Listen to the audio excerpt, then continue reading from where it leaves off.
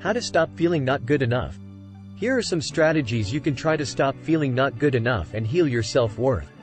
Practice self-compassion. Be kind to yourself, and treat yourself with the same care and understanding you would offer to a good friend. Challenge negative self-talk. Identify the negative thoughts and beliefs you have about yourself, and challenge them with evidence and positive affirmations. Set realistic expectations. Recognize that perfection is unattainable and strive for progress, not perfection. Focus on your strengths.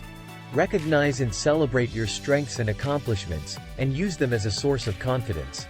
Practice self-care. Take care of your physical, emotional, and mental health by prioritizing activities that bring you joy, relaxation, and fulfillment. Seek support. Surround yourself with supportive friends and family, and consider seeking therapy or counseling to work through deeper emotional issues. Remember that self-worth comes from within. Instead of seeking external validation or approval, cultivate a strong sense of self-worth based on your own values, beliefs, and experiences.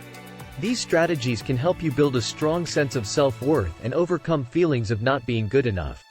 Remember that healing takes time and effort, so be patient and kind to yourself as you work towards a healthier self-image.